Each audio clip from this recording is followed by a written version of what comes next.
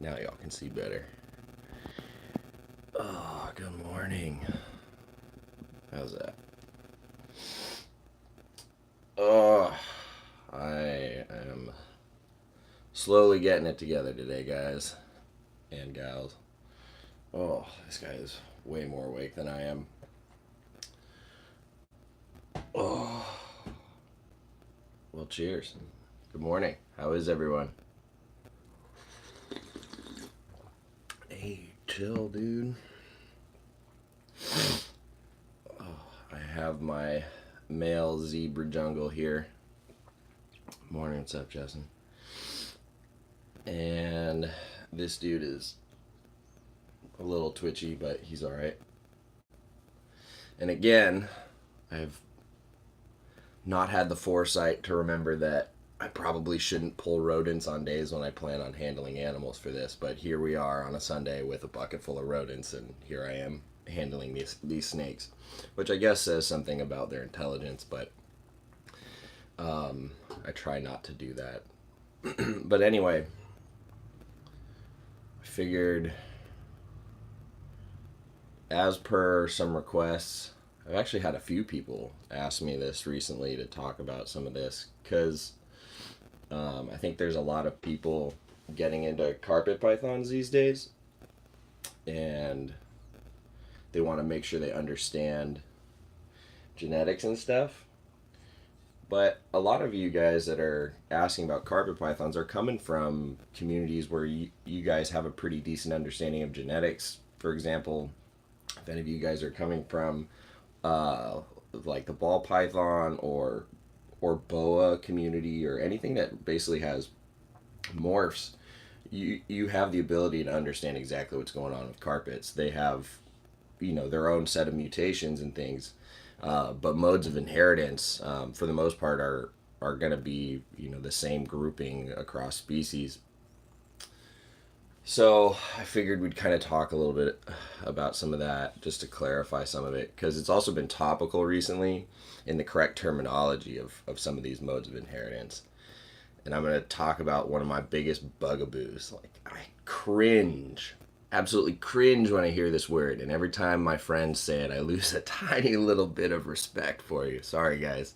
I love all of you, but if you use this word and I hear you use it, I'm gonna sit there and just be like, "Nah." It's the word codom. I hate that word. Don't use the word codom. It is a word, it does have relevance and meaning, but not the way millions of people use it. So if you're watching this and you use the word codom, pay attention. The correct term you should be using is incomplete dominant. And here's why. Codom, that term codom, let's just go over that. Codom means, think of codominant like co-parent. The word codom itself describes how genes in an animal relate to one another.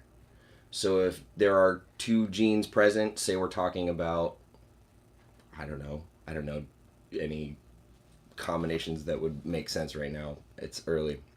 But say there were two genes present, and they were both visually expressing in a homozygous form, they would, if I understand correctly, that would be them co-dominating. Yeah, something like that. Anyway, even if I've gotten that wrong, what you need to know is that you shouldn't be using that word because you're probably using it wrong. Incomplete dominant is what you're referring to. Spider, zebra, for example, pastel and ball pythons. Incomplete dominant is what you're trying to say. And I think the hobby has gotten into using codom because it's shorter, quicker, and easier, and it sounds almost exactly the same. Like there's the same letters, you just take a few off. What's the big deal? So I think that's kind of how that's evolved. Morning, Terry. Um, so yeah, I hate to bash on that early like this, but I can't stand the use of the word codom, so don't use it. because that's not what you mean. You mean to say incomplete dominant. In person, I'm not going to correct you. I'm not going to be that rude. I'm just passively making a live video about it.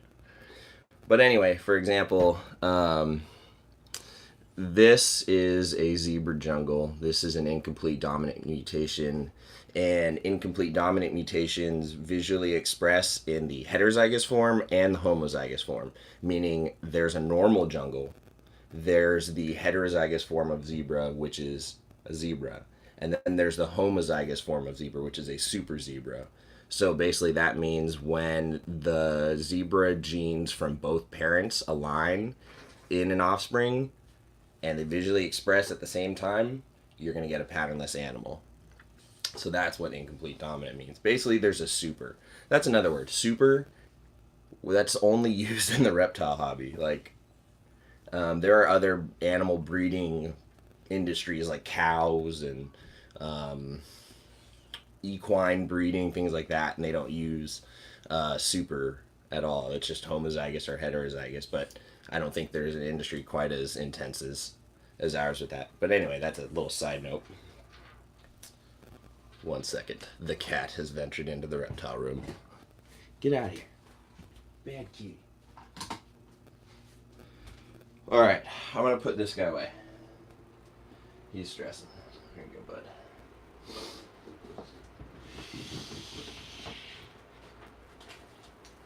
So, that's kind of what the co-dom versus incomplete dominant debate that's going on currently is referencing.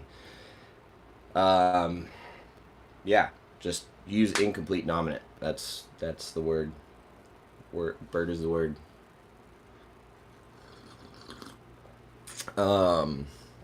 There's simple recessives too. Everybody knows what that is. They only express in the homozygous form visually, like an albino. That's a simple recessive.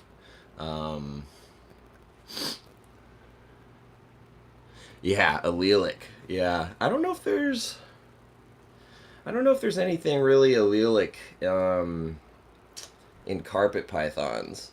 We don't have the same amount of genes as communities like the ball pythons do, so I don't know if there are any truly allelic genes. Although I think currently Nick Mutton is working on some research with the stonewash and hypo gene. They seem to sort of have some funny play together in heterozygous form, so to be determined. Another thing that's interesting in carpet pythons that I'm pretty sure you've got to have something like that in ball pythons is the polygenic stuff. Perfect example of that in carpet pythons is a tiger. It's not like a genetic like morph per se. It's a phenotype as opposed to a genotype. If you don't know what that means, basically the genotype is like it actually has written code in the DNA sequence that's passed on from the parents, and you can measure that.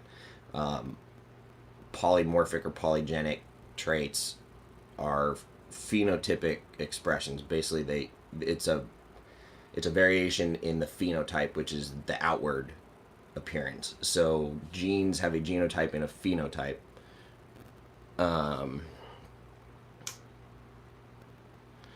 What's my opinion on the furthering of the jaguar genetics? You can't further that. Jaguar is what it is. You can't predict the amount of neurological generation that offspring will have. It's completely random across the board. There's no way to predict. High neural parents can produce low neural offspring.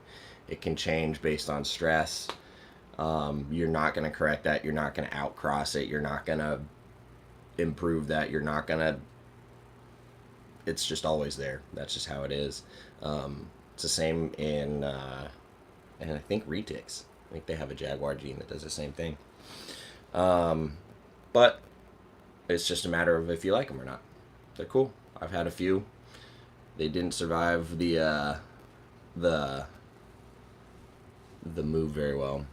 Yeah, a lot of people actually ask about the jaguar gene. It is it is a common question because they are so visually striking. So it's the first thing that people coming into carpet pythons really seem to be, gravitate towards. When you breed jag to jag, it just means that you're going to get 25% roughly, as far as chances go, getting the leucistic dead snakes because they don't develop lungs. They just don't survive.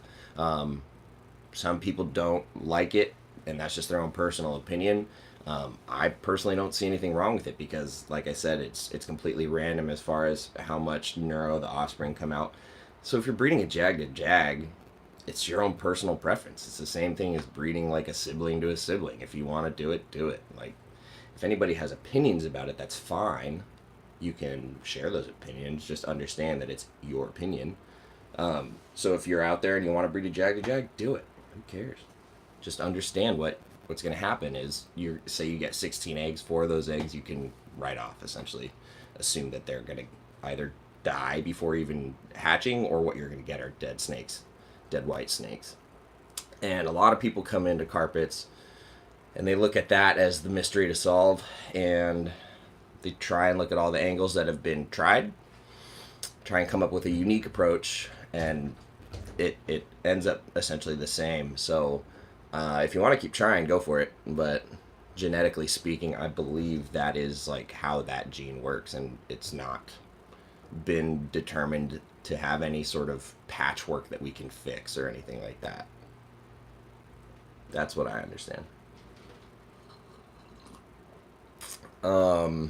I can pull out a tiger. No, I would pull out this guy over here, but he would eat me, and I don't want to do that.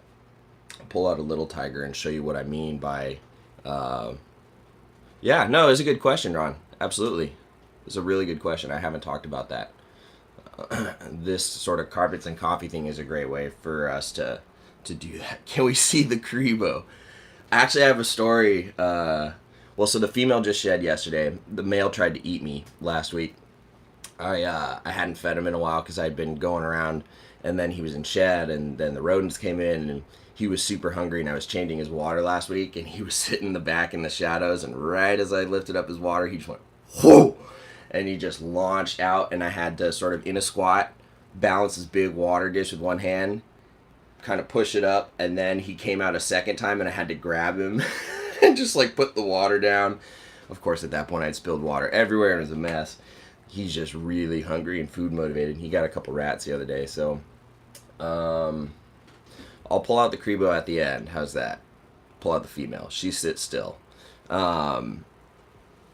Genes or morphs? Genes or morphs? Well, genes is like there's actually genetic code written. Morph is sort of like a bigger encompassing term that, if you think about it, can include polygenic stuff. What is CRISPR? I've never heard of that.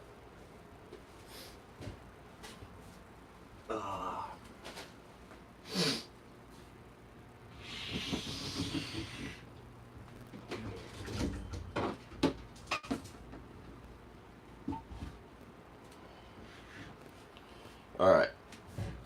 So what's up, Brandon? Here's an example of a tiger.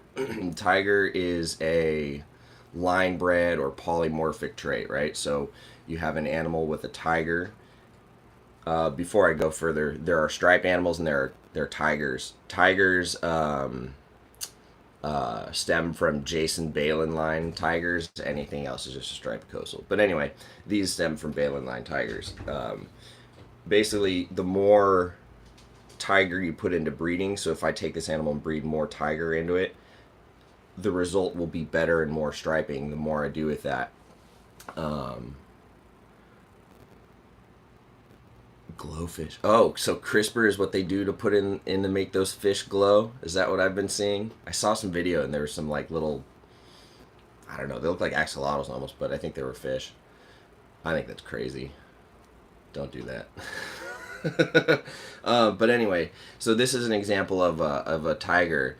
If I were to throw more tiger into this, you would probably see a little bit straighter of lines, less broken up on the sides, and it'd be a lot cleaner.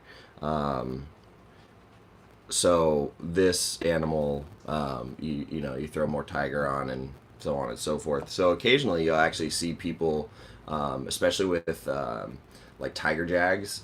Tiger jags are a classic, really nice jag. You'll sometimes see a percentage represented in front of that as like an 87.5% tiger jag, which simply means that that tiger jag was the result of uh, 3 generations of tiger being bred into a coastal jag. And usually those animals are really reduced, really quiet as far as the pattern goes, and real smooth. Um, yeah, sorry, my cat's tweaking out over there. But yeah, so this is one of 3 tiger hets that I have from Ryan Dumas. So Ryan, this is one of your girls, 2017 female. She actually just shed last night. So they're getting big. Um, yeah. So we covered that. I guess we can pull out the Crebo, and then I'm gonna rock and roll. Probably. I need to eat. Oh.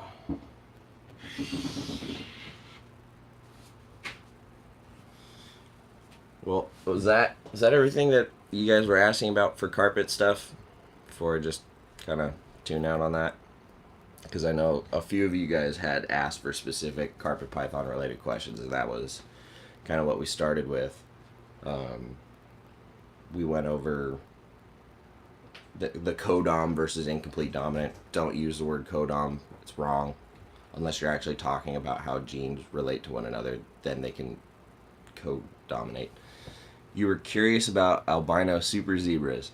Well, the first one was made this year. It was previously thought that for whatever reason, the super zebra and albino gene just wouldn't work out. For some reason, people were just not getting them produced despite the odds to produce them for a long time. It just wasn't working, and finally they were produced this year. I'm drawing a blank on who produced them. And the guys on NPR had them on, I think, within the last couple months, so you can look that up. But yeah, it can be done. Albino super zebra. I mean, there was no genetic reason why it shouldn't work. It just wasn't being hit as far as, the odds. But that could also be attributable to the fact that albino zebras still command a fair price. Not everybody has them in their collection. It's not like they've been produced for decades or anything. So it kind of makes sense that it was only just a matter of time before somebody hit one. So it's kind of cool to see it. It'll be neat to see it as it grows. See what sort of color it takes on, but it'll be patternless and probably a really faint yellow, I would bet. So like an off-white. It'll be sweet. Yeah, there's not a ton of info. I mean, it's just the same stuff. If you have albino and zebra in there, and your parents, you could do an albino zebra to an albino zebra pairing, and you'd hit it. But if you're gonna have a pair of albino zebras, you're gonna have to spend some coin and grow them up and wait. And a lot of people do the hets. That'll reduce your odds of landing the albino super. But you just have to throw zebra to zebra and have albino on both sides and just roll the dice, and eventually you'll get it. If I want a really high expression jungle carpet, it would be line bred. Yeah, I mean, typically that's what you're going to find in the States is things that have been line bred for generations, because it's been so long since any new Australian blood has even been legal to enter the States. It's been decades. So essentially everything is kind of effectively line bred by virtue of how, well, maybe not line bred, but selectively bred. Line bred, is when somebody's taking the time to select for a specific trait, like striping. So, for example, this year I'll be pairing a striped jungle to my female jungle who has some striped tendencies dorsally. And the idea is to produce striped animals, raise them up, so on and so forth, keep going down that line. And that would be line breeding for striped animals. So, I've got a big jungle back here from Todd at Psychotic Exotics. She's an Australian addiction line jungle. And then I've got a male produced by Ed Lilly, and he is a Van Deventer striped animal with ivory blood from Nick Mutton's stuff. So should be some nice stripes and color there. So, but yeah, that would be an example of line breeding. If you want a nice contrast jungle, I mean, you probably won't have to look very far. What's up, Travis? You're awake, dude? I'd be asleep if I were you. I know your work schedule. But yeah, line breeding is where it's at. You can really get creative and really select for things that you want. It just takes a long time. It takes generations because one generation is several years. You raise up that generation for a few years. It'll take you 8 years before you're even close to breeding your second or third generation sometimes. So it's a long haul project, but usually those long term projects are worth it. So, no more nights. Good for you, man. Congrats. Damn, everyone's jumping on right now. I guess I can't call it short. Sorry, guys. Krebo's gonna have to wait. I don't know. We already talked about codon versus incomplete dominant. Don't use the word codon, people. You're using it wrong. Use the word incomplete dominant. I'm gonna hammer that into people's heads. That's me. Yeah, long-term projects are what's up. Look at Nick Mutton. He's been breeding ivories for decades, and he's still got in his mind places to go with it. So Palmersons are awesome. Yeah, it's a good locality. It tends to throw striping. Those are really neat to keep genetically distinct because they do throw beautiful stripes. It's a totally different color palette for jungles, though. It's more of a gold, earthy, creamy tone. It's not that fluorescent yellow, and that's probably honestly closer to what you'd see in the wild. But even still, we've had them for so long that I would imagine over time those have gotten better too. So I actually used to have a pair of them.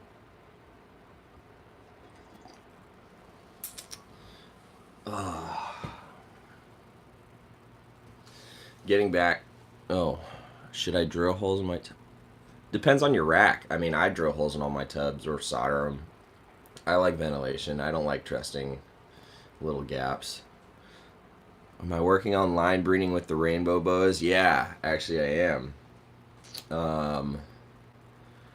I've got a female from 2016 that's getting big, and when she's up to size, I'll breed her back to the dad and sort of start that first generation of line breeding. The dad actually comes from some of the Picasso stripe stuff from Dave Calling, which is, if I'm not mistaken, a sort of a polygenic type thing as well. And the more you put Picasso line into it, the more it expresses itself in sort of these wacky aberrant dorsal patterns. So I'm hoping that pairing the dad to her will sort of be that first jump at it.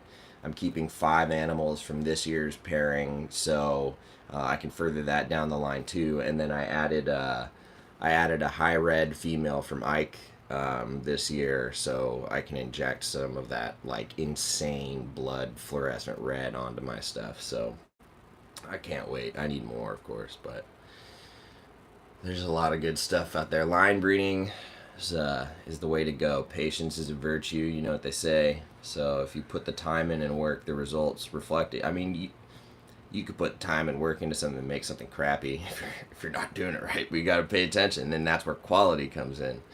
Don't just go crazy with it.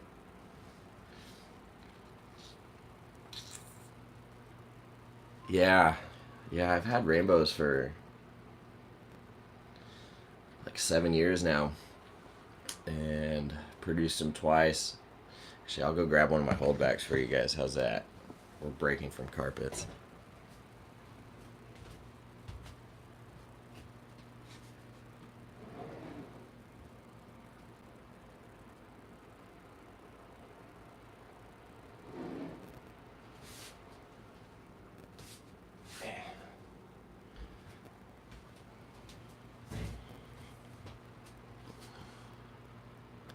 And no, this is not a hypo. This is just a normal. It's just really orange. So I could selectively breed for this too, this high orange stuff, because mom is high orange. So that's what I'll be doing with that. I've kept some really orange animals. Um, but yeah, I'm keeping 2.3 from this litter. Am I vending the Sacramento Reptile Show? No, I'm actually going to be out of town. I'll be up close to the border of Oregon, almost kind of up pretty far north, visiting a friend. So, but yeah, you can line breed with anything, anything. It just happens that carpets are sort of my forte. Well, everything is, but yeah, you can line breed in rainbow bows, which is what I'll be doing with these. Line breeding with carpets, specifically tiger stuff. So, for example, I'm putting a tiger male with a caramel female. The caramel female has no tiger blood relation to her whatsoever. Chances are, because the male that I'm putting to her has like several generations of tiger behind him, like I think 4 or 5. Um, those babies will have some stripes. Um, but I could very well get some animals that don't have great striping or some wacky, sort of zigzag pattern to them, and that would be a result of sort of diluting that tiger blood in the offspring, because it is a tiger to a non-tiger pairing. So that's another example of how that polymorphism will work. So, all right, this is going on long. I'm seeing this counter going. It's like, oh, tiger blood. Yeah, tiger blood. Let's hit up, what's his name? Oh, I'm not awake. Charlie Sheen. There we go.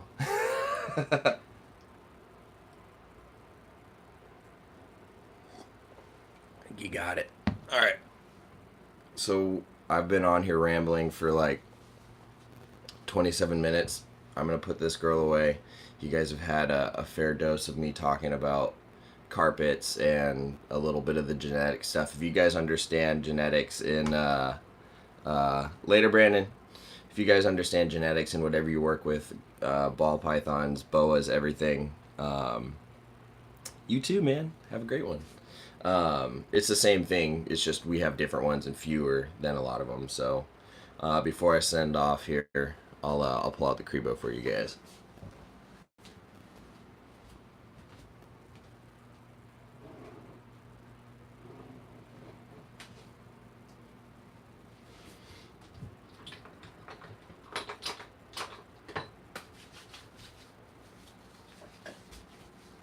Whoops.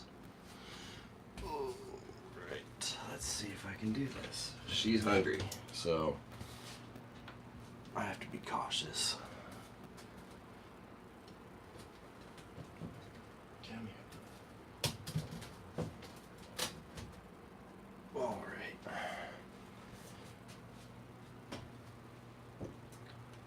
Oh. So here she is. For everyone who stuck around, this is your treat. She actually just shed yesterday. So this is my female black-tail Crebo. This is dry Marcon melanoris. This girl is, she's 2016, I think. Anyway, she's like 2.5. And she's produced by John Michaels at Black Pearl. And hey, Cecilia. Yeah, you have a good one too. This girl is growing up. She'll meet my male in a couple years. I'll probably wait till she's like 4. She's a sweetheart though. She actually sits still, as you guys can see. My male does not do this. He does not ever sit still. This girl is happy to oblige quite often. Insane feeding response on these things. Insane. You really need to watch out. I tend to forget to wear shoes when I feed my adult male, and his cage is on the bottom of a stack. So you can imagine how much of a dance that is. This girl, she's kind of at head height, so she likes to come flying out. So you got to have food ready. But they're really gentle. I mean, they're very smart. They know that you're not food, so you'll rarely find one that is ever like aggressive or not handleable. You just need to understand that they have a feeding response that you've got to navigate with them. Um, and they get pretty big. They have a really fast metabolism. You can't just skip feed once in a while. These things need to eat. Like if I skip a week of feeding because I was out of town, they're ripping at me the next week. Later, buddy. But this girl's a sweetheart. They get good size. The males are actually bigger than the females in this species. So my boy is about 7.5 feet, and this girl's probably never going to exceed 6. So something to think about. These guys actually have genetics too. Who'd have thunk? More along the lines of separate bloodlines, keeping things separate. You have to be careful of inbreeding with these guys. So both my animals come from John, but from separate, completely unrelated animals. But this girl is also a Posset axanthic. They do have an axanthic mutation in them, but that's not why I picked her out, because my male has no relation to that. I just wanted a pretty female. So anyway, there's your treat for everybody who stuck around and listened to me babble about genetics and carpet pythons. I just had a few people that were asking about it, and I figured it would be a great thing to talk about this morning. Yeah, just one more reason to get into carpets if you guys are on the fence. If you're on the fence on Crebos, don't be. You should just get them. But I gotta rock and roll. I got stuff to do. I got classwork today, and I hope everybody that cares about football enjoys, and their team does well. Alrighty, take care, everyone.